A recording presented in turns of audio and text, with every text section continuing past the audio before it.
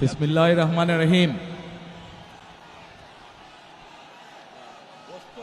আজকের এই নির্বাচনী জনসভার সম্মানিত সভাপতি, আমার সামনে উপস্থিত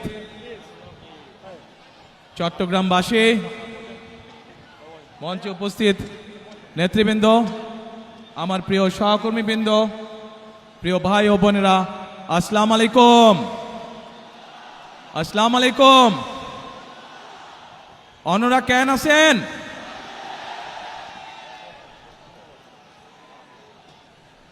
প্রিয় ভাই বোনেরা, আজকে আমরা এখানে সকলে একত্রিত হয়েছি একটি লক্ষ্যকে সামনে রেখে, অর্থাৎ একটি পরিবর্তনকে সামনে রেখে আমরা সকলে একত্রিত হয়েছি। এই সেই চট্টগ্রামের পুণ্যভূমি, যেখান থেকে শহীদ রাষ্ট্রপতি জিয়াউর রহমান 1971 সালের স্বাধীনতার ঘোষণা দিয়েছিলেন। এই সেই চট্টগ্রামের পুণ্যভূমি, যেখানে শহীদ রাষ্ট্রপতি জিয়াউর রহমান শহীদ হয়েছিলেন। প্রিয় ভাই বোনেরা, এই সেই চট্টগ্রামের পুণ্যভূমি, যেখান থেকে দেশনেত্রী খালেদা জিয়াকে দেশনেত্রী উপাধি দেওয়া হয়েছিল। এই চট্টগ্রামের পুণ্যভূমির সাথে আমি এবং আমার পরিবারের একটি আবেগের সম্পর্ক রয়েছে। প্রিয় ভাই বোনেরা, আজ আমরা এখানে একত্রিত হয়েছি একটু আগেই যেটি বলেছি, একটি পরিবর্তনকে সামনে রেখে। 1971 সালে দেশ স্বাধীন হয়েছিল। সেই স্বাধীনতাকে রক্ষা করেছে 2024 সালের ছাত্র জনতার আন্দোলন। ছাত্র জনতা কেন সেই আন্দোলন করেছিল? কারণ আমরা বিগত 16 বছর ধরে এই দেশের মানুষের রাজনৈতিক এবং অর্থনৈতিক অধিকারকে, বাক স্বাধীনতাকে, ব্যক্তি স্বাধীনতাকে কেড়ে নেওয়া হয়েছিল। দেশের মানুষ পরিবর্তন চেয়েছে। সেই পরিবর্তন, যে পরিবর্তন এই দেশের খেটে খাওয়া মানুষকে নিরাপত্তা দিবে, নিরাপদে ব্যবসা বাণিজ্য, নিরাপদে চাকরি, নিরাপদে রাস্তায় হাঁটার অধিকার দিবে। বাংলাদেশের মানুষ পরিবর্তন চেয়েছে। কোন সে পরিবর্তন? যেই পরিবর্তনের ফলে দেশের সাধারণ মানুষ তাদের সন্তানদের শিক্ষা ব্যবস্থা নিশ্চিত করতে পারবে।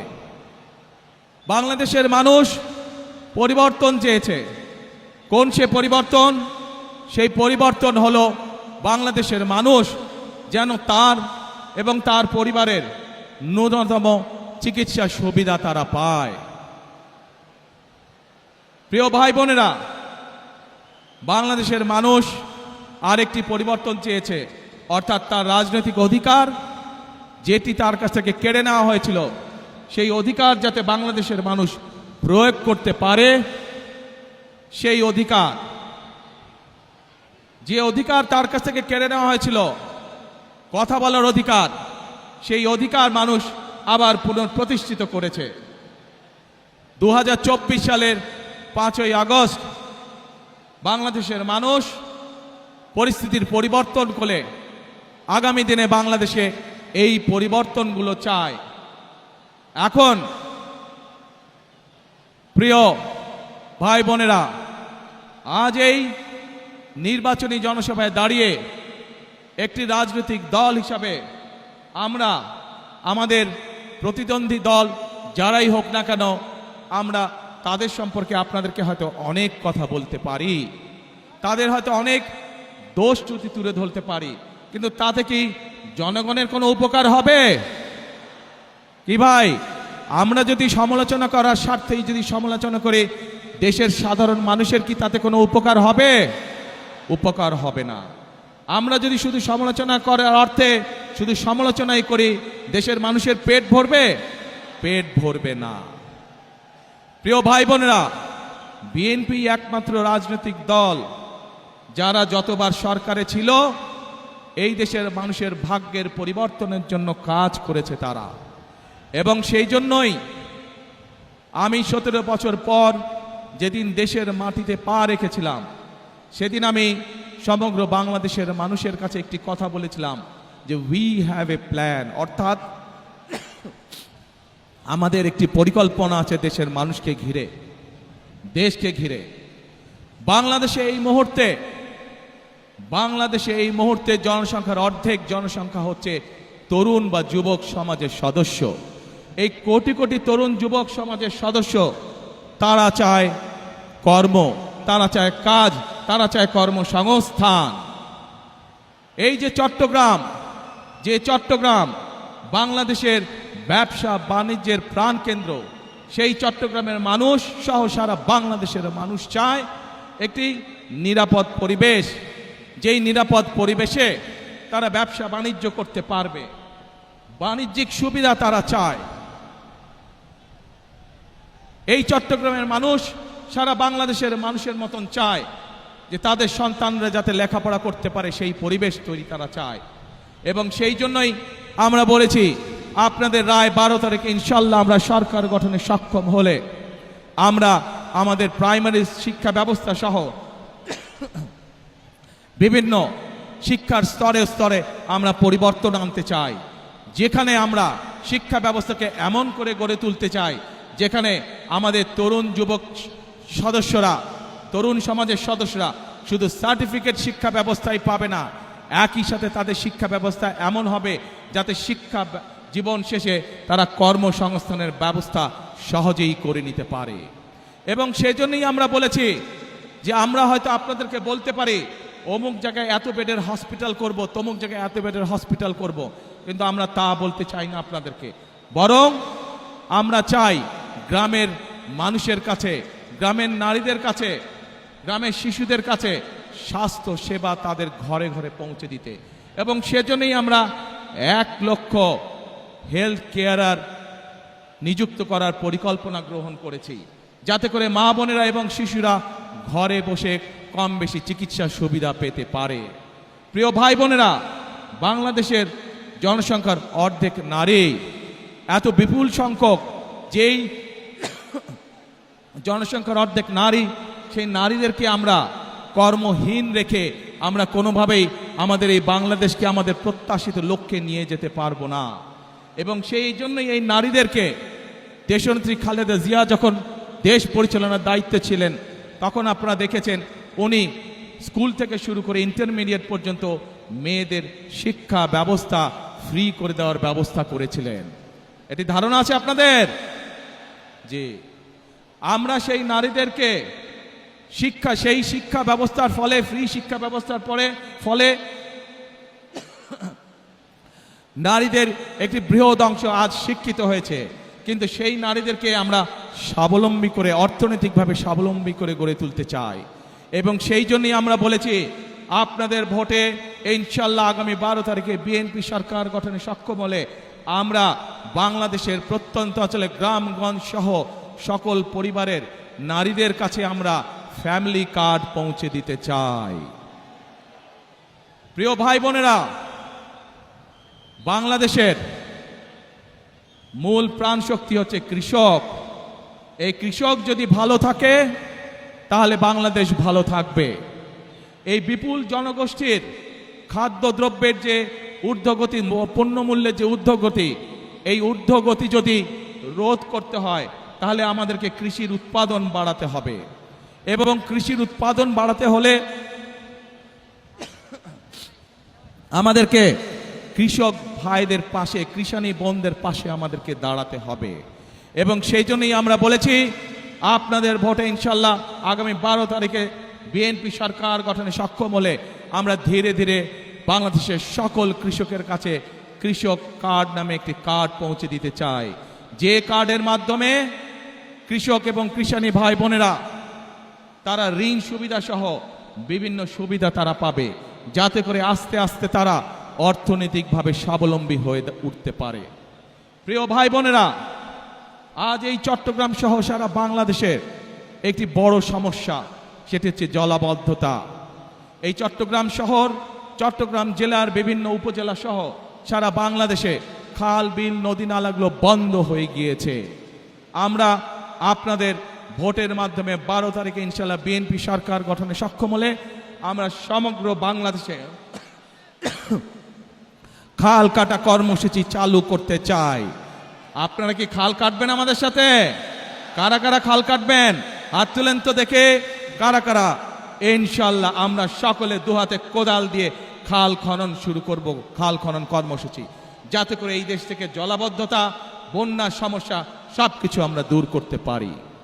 প্রিয় ভাই বোনেরা, এই চট্টগ্রামে ইপিজেড আছে এবং এই চট্টগ্রামের বহু মানুষ এই ইপিজেডে চাকরি বাকরি করার মাধ্যমে তাদের জীবিকা নির্বাহ করে থাকেন। আছে না ইপিজেড? যে ইপিজেড আছে এবং কে ইপিজেড, এই সবগুলোতে লক্ষ লক্ষ মানুষের কর্মসংস্থানের ব্যবস্থা আছে।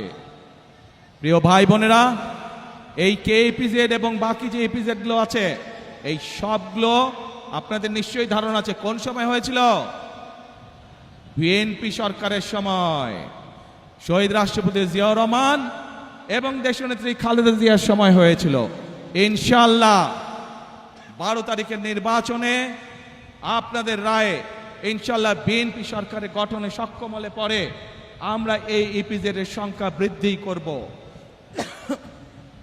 কে ইপিজেডের মতন আরো ইপিজেড আমরা তৈরি করব, যাতে আরো লক্ষ লক্ষ তরুণ সমাজের সদস্যরা সেখানে চাকরি সংস্থান করতে পারে, কর্মসংস্থান করতে পারে।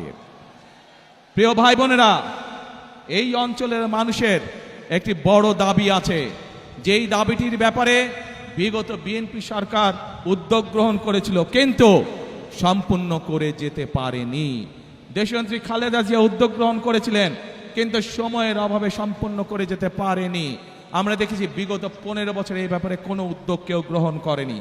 এই উদ্যোগ যদি গ্রহণ করা হয় তাহলে শুধু এই চট্টগ্রামের মানুষ নয়, সমগ্র চট্টগ্রাম সহ সারা দেশে বহু মানুষের কর্মসংস্থান হবে, সারা দেশে ব্যবসা বাণিজ্য অনেক চাঙ্গা হবে, যাতে করে মানুষের কর্মসংস্থান হবে, মানুষ চাকরি ব্যবসা বাণিজ্য করে খেতে পারবে।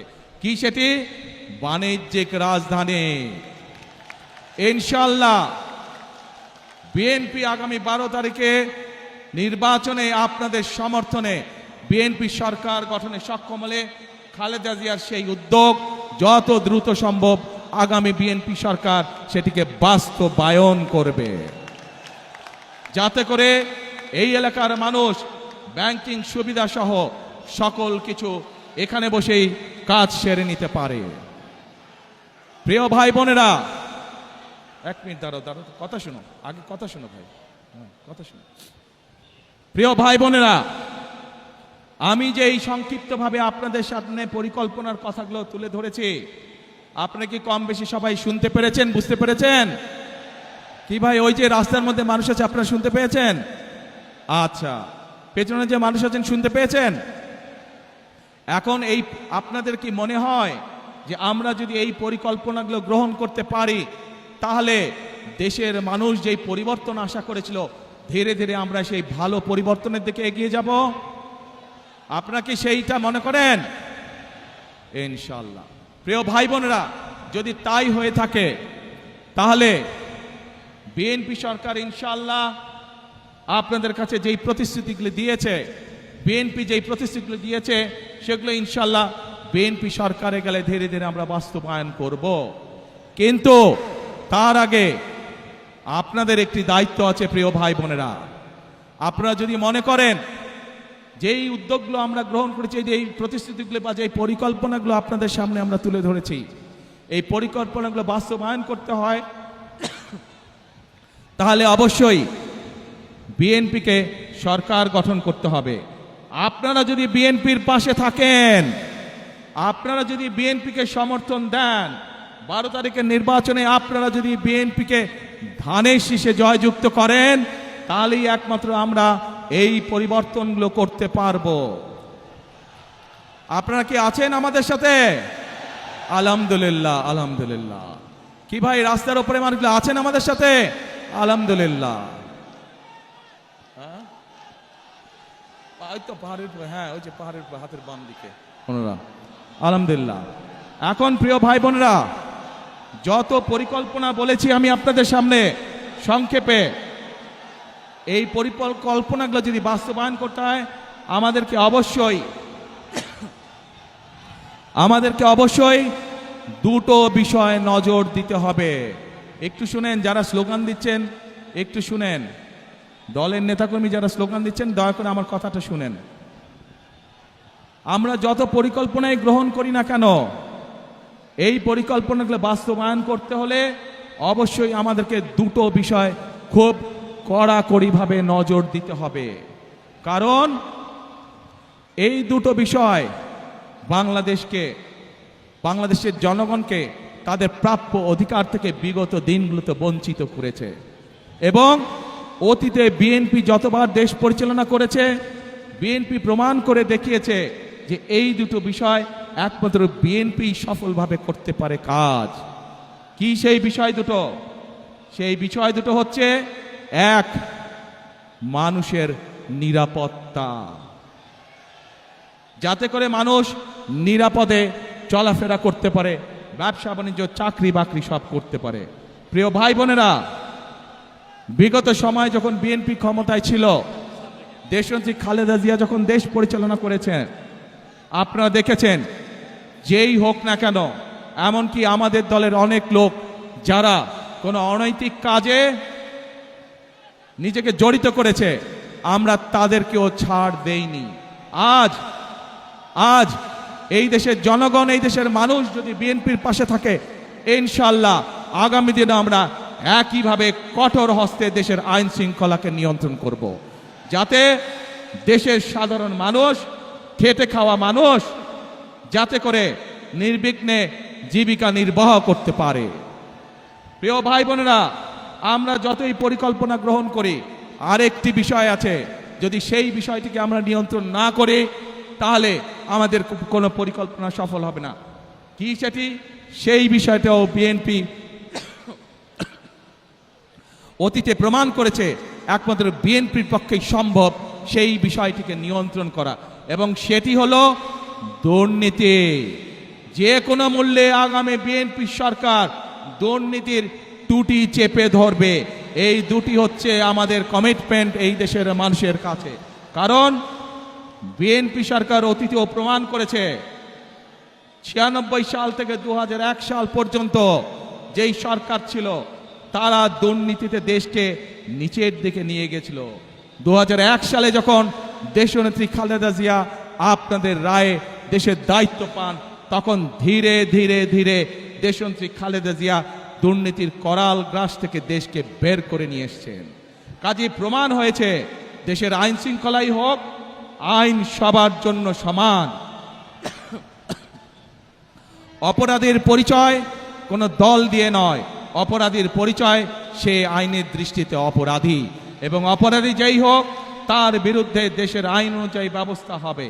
কাজেই দুর্নীতি যেই করুক, দুর্নীতি যারাই করুক, তাদের বিরুদ্ধে দেশের আইন একইভাবে প্রযোজ্য হবে। কাজেই পরিষ্কারভাবে আজকে আমি আপনাদের সহ এখানে হাজার লক্ষ মানুষের সামনে পরিষ্কারভাবে বলে দিতে চাই, আমরা যেসব পরিকল্পনা গ্রহণ করেছি, সেই সব পরিকল্পনার মধ্যে কেউ যদি আইন শৃঙ্খলা ভঙ্গ করে বা দুর্নীতির মাধ্যমে সেগুলিকে বাধাগ্রস্ত করেন, তাদেরকে কোনো ছাড় আমরা দেব না ইনশাআল্লাহ। প্রিয় ভাই বোনেরা, আজ সময় এসেছে পরিবর্তনের। এই পরিবর্তনকে যদি সত্যিকারভাবে মিনিংফুল পরিবর্তন করতে হয়, দেশের মানুষের ভাগ্যের পরিবর্তন করতে হয়, তাহলে আমাদের সকলকে আজ ঐক্যবদ্ধ থাকতে হবে। প্রিয় ভাই বোনেরা, আপনাদের সকলকে সতর্ক করে সজাগ দৃষ্টি রাখার জন্য, একটি বিষয় সজাগ দৃষ্টি রাখার জন্য আমি অনুরোধ করব। বিগত 15-16 বছর আপনারা এখানে বহু নতুন ভোটার আছে যারা জীবনে কোনোদিন ভোট দিতে পারেনি। পেরেছিলেন আপনারা? আপনাদেরকে ভোটের অধিকার থেকে বঞ্চিত করে রাখা হয়েছিল। প্রিয় ভাই বোনেরা, এই সেই চট্টগ্রাম, যেই চট্টগ্রামে মুক্তিযুদ্ধের সময় বলি, গণতন্ত্রের অধিকার আন্দোলনের সময় বলি, 2024-এর আন্দোলনের সময়ের কথাই বলি না কেন, ওয়াসিম আকরাম সহ আরও যে সকল মানুষ এখানে শহীদ হয়েছেন তাদের কথা বলি। এই সেই চট্টগ্রাম, যেই চট্টগ্রামে সমতল এবং পাহাড়ের মানুষ একসাথে বসবাস করেন। আমরা চাই সমতল এবং পাহাড়ের মানুষ, আন্দোলনের সময় আমরা দেখিনি কে সমতলের মানুষ কে পাহাড়ের সময়, ৭১ সালে যুদ্ধের সময় আমরা দেখিনি কে সমতলের মানুষ কে পাহাড়ের মানুষ। আমরা চাই সকলকে নিয়ে আমাদের সেই প্রত্যাশিত বাংলাদেশকে গড়ে তোলার জন্য। সে পাহাড়ের মানুষ হোক, সে সমতলের মানুষ হোক, সে ইসলাম ধর্মের মানুষ হোক, সে অন্য কোনো ধর্মের মানুষ হোক, আমরা সকলকে নিয়ে আমাদের প্রত্যাশিত বাংলাদেশকে গড়ে তুলতে চাই। এবং সেই প্রত্যাশিত বাংলাদেশকে যদি গড়ে তুলতে হয়, তাহলে আজকে আমি এখানে আপনারা যে লাখো মানুষ উপস্থিত আছেন, আপনারা সহ আপনাদের মাধ্যমে আপনাদের এলাকার লক্ষ কোটি মানুষের কাছে আমি আহ্বান রাখব, গণতন্ত্রে যারা বিশ্বাস করেন, মানুষের বাক স্বাধীনতায় যারা বিশ্বাস করেন, গণতন্ত্রের স্বাধীনতায় যারা বিশ্বাস করেন, সকলকে আমি আহ্বান জানাবো ধানের শীষ তথা বিএনপির উপর আস্থা রাখুন। ইনশাল্লাহ ধানের শীষ এবং বিএনপি নির্বাচিত হলে আপনাদেরকে সাথে নিয়ে, এই দেশের মানুষ, খেটে খাওয়া মানুষকে সাথে নিয়ে বিএনপি তাদের প্রত্যাশিত বাংলাদেশ গড়ে তোলার কাজে হাত দেবে ইনশাল্লাহ অতীতের মতন। প্রিয় ভাই বোনেরা, সেজন্যই আমি সবসময় একটি কথা বলে থাকি, গড়ব কাজ, গড়ব দেশ, সবার আগে বাংলাদেশ। করব কাজ, গড়ব দেশ, সবার আগে বাংলাদেশ। কাজে আমাদের বাংলাদেশকে যদি আমাদের মতন সুন্দর করে গড়ে তুলতে হয়, তাহলে গণতন্ত্রের পক্ষে সকল শক্তিকে আজ ঐক্যবদ্ধ থাকতে হবে। যে কারণেই ওয়াসিম আকরাম সহ বহু মানুষ তাদের জীবনকে উৎসর্গ করেছেন। তাদের জীবনের মূল্যকে যদি আজ আমাদের তাদের মূল্য দিতে হয়, তাদের জীবনের ত্যাগকে, তাহলে অবশ্যই আজকে আমাদের মানুষের যে প্রত্যাশা, সেই প্রত্যাশা পূরণের জন্য কাজ করতে হবে। এবং যা মাত্র বললাম আমি, ইনশাল্লাহ ধানের শীষের উপর আস্থা রাখুন, ইনশাল্লাহ বিএনপির উপর আস্থা রাখুন। বিএনপি আপনাদেরকে সাথে নিয়ে আপনাদের সেই প্রত্যাশা পূরণে কাজ করবে। প্রিয় ভাই বোনেরা, বিগত 15 বছর যেভাবে আপনাদের রাজনৈতিক এবং অর্থনৈতিক অধিকার ছিনিয়ে নেওয়া হয়েছিল, সেরকম একটি ষড়যন্ত্র আবারও শুরু হয়েছে। আপনাদের প্রতি আমার আহ্বান, এই ষড়যন্ত্র সম্পর্কে সকালে সজাগ থাকবেন, সতর্ক থাকবেন, যাতে আবার আপনাদের অধিকার কেউ ছিনিয়ে নিতে না পারে। আপনাদের ভোটের অধিকার, আপনাদের কথা বলার অধিকার, আপনাদের বেঁচে থাকার অধিকার যাতে আবার কেউ ছিনিয়ে নিতে না পারে। 12 তারিখে নির্বাচন, ইনশাআল্লাহ এই নির্বাচনের দিন আপনাদের কাছে আমার প্রত্যাশা, কখন যাবেন ভোট দিতে? না, এবার ফজরে গেলে হবে না, এবার তাহাজ্জুদের নামাজ পড়ার জন্য উঠতে হবে। তাহাজ্জুদের নামাজ পড়বেন এবং ভোট কেন্দ্রের সামনে গিয়ে, যার যেই ভোট কেন্দ্রের সামনে গিয়ে ফজরের নামাজ জামাত করে আদায় করবেন এবং তারপরে লাইন দিয়ে ভোটের জন্য দাঁড়িয়ে যাবেন যখনই ভোট কেন্দ্র খুলবে। পারবেন ইনশাআল্লাহ? তাহলে কথা একটাই, করব কাজ, গড়ব দেশ, সবার আগে বাংলাদেশ। আল্লাহ হাফেজ। বাংলাদেশ জিন্দাবাদ, বাংলাদেশ জাতীয়তাবাদী দল জিন্দাবাদ। আসসালামু আলাইকুম। আমি আপনাদের সাথে, আপনারা চেনেন, আপনারা এই মানুষগুলোকে চেনেন, তারপরেও যে মানুষগুলো আগামী দিনে এই এলাকার মানুষের উন্নয়নের রাজনীতির সূচনা করবে, সেই মানুষগুলোর সাথে আপনাদেরকে আমি পরিচয় করিয়ে দিচ্ছি। যেহেতু এখানে চট্টগ্রাম জেলার সকল প্রার্থী উপস্থিত আছেন, কক্সবাজার জেলার সকল প্রার্থী আমার পাশে দাঁড়িয়েছেন। আপনাদের এলাকার উন্নয়নের দায়িত্ব এই মানুষগুলোর উপরে থাকবে, যাতে আপনাদের এলাকায় উন্নয়ন হচ্ছে কি হচ্ছে না, আপনারা নির্বাচিত করার পরে এই মানুষগুলোর কাছে কি আপনার অভাব অভিযোগ আপনারা জানাতে পারবেন। এদেরকে যদি নির্বাচিত করেন আপনারা, তাহলে এরা আপনাদের কাছে জবাবদিহি করতে দায়বদ্ধ থাকবে। সকল মা বোন সহ সকল ভাইদের প্রতি আমার অনুরোধ, 12 তারিখে যাতে কেউ কোনোভাবে আপনাদের ভোটের অধিকার কেড়ে নিতে না পারে, সেই ব্যাপারে সদা সতর্ক দৃষ্টি রাখবেন। ইনশাল্লাহ সতর্ক থাকবে। আপনার সকলে হাত এই ধানের শীষে তুলেন। প্রিয় ভাই বোনেরা, এই আমার হাতের ডান এবং বাম পাশে যেই মানুষগুলো দাঁড়িয়ে আছে, এরা হচ্ছে ধানের শীষের প্রতিনিধি। ইনশাআল্লাহ 12 তারিখে এদেরকে জয়যুক্ত করবেন, যাতে আপনার জীবনকে আপনি নিরাপদ করতে পারেন, আপনার এলাকার উন্নয়নকে আপনি নিশ্চিত করতে পারেন। আল্লাহ হাফেজ। বাংলাদেশ জিন্দাবাদ, বাংলাদেশ জাতীয়তাবাদী দল জিন্দাবাদ। আসসালামু আলাইকুম।